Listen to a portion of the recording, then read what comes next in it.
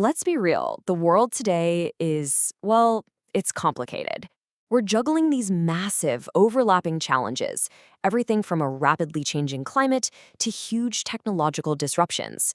And in the middle of all this chaos, there's this growing feeling that we're facing a crisis in rational leadership, right when we need it the most. And that brings us to the big question, the one that's really at the heart of what we're exploring today. Are the people in charge right now actually equipped to make the tough, complex, long-term decisions we need to navigate the future? The core idea here is that we're dealing with a global shortage of rational, evidence-based leadership. It feels like more and more huge decisions are being driven by gut feelings, emotion, or political games instead of just clear, critical thinking. I mean, just look at the kinds of challenges we're up against. These are often called wicked problems, not because they're evil, but because they're so complex and tangled up that trying to solve one piece of the puzzle can totally backfire and create new problems somewhere else.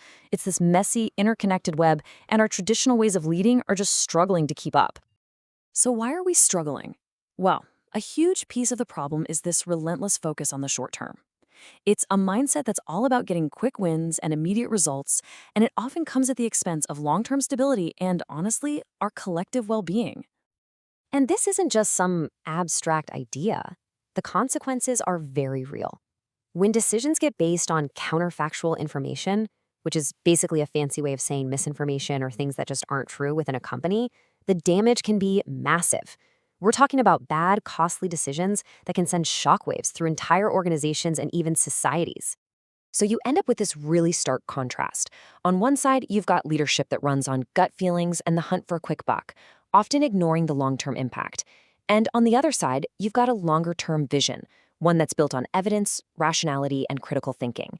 The argument we're looking at is that we are stuck on the left side when the problems we face demand that we get to the right side, and fast.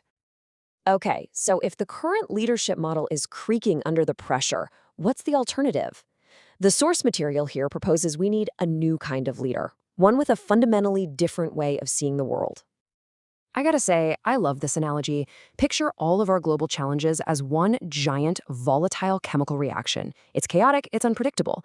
The idea is that a certain type of leader can act as a catalyst. You know, that thing you add to a reaction that guides it toward a stable, beneficial outcome without getting consumed by the chaos itself. And that catalyst is what's being called the STEM leader. STEM, as you might know, is the acronym for professionals from science, technology, engineering, mathematics, and medicine. These are the people whose entire training is literally about understanding and solving incredibly complex systems. So what's their secret sauce? What do they bring to the table? Well, it's all about their core skill set. They are trained from day one in rigorous evidence-based thinking. They approach problems with critical analysis, they're built to see the systemic, big-picture connections, and their entire worldview is grounded in scientific principles. You test, you learn, you adapt. Okay, this all makes sense, but it begs a really obvious question, right? If these leaders have the exact skills we need, why aren't they already running our biggest companies and institutions? What's stopping them from getting into the boardroom? Well, it turns out the barriers are pretty significant. You've got organizational biases baked into how people get promoted. There's a lack of development and training. And let's be honest, there are still these negative cultural stigmas, that old stereotype of the nerd or geek who's technically brilliant, but, not really leader material. But it's not just about what other people think. Here's a really crucial insight. The very training that makes these professionals brilliant technical experts is often, and I'm quoting here, significantly insufficient for senior leadership. Getting a PhD doesn't automatically teach you how to inspire a team or navigate tricky office politics. So how do we bridge that gap? How do you transform a brilliant scientist into a brilliant leader? Luckily, there's a proposed solution for this, a clear, actionable roadmap.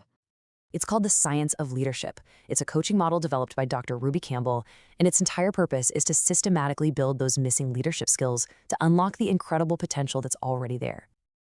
And it's a whole process. It starts with S for self-knowledge, then C for understanding complexity, and I for investigating your own leadership style. Then it builds those crucial soft skills that technical training often skips over, like E for enhancing emotional intelligence and N for nurturing resilience. Finally, it helps consolidate the transition into leadership and enable sustainable change. It's really a blueprint for creating this new kind of leader. And for organizations that actually make this investment in their people, the returns are huge. We're talking about more innovation because your leaders actually understand the nuts and bolts. We're talking higher employee engagement because people feel like their work is understood and valued. And of course, all of that ultimately translates into better profitability and real growth. So, this leaves us with a really provocative thought to chew on. What if the answer to this crisis of irrational, short sighted leadership isn't just another politician or another traditional CEO? What if the person best equipped to navigate our messy, complicated future is a physicist, or an engineer, or a biologist?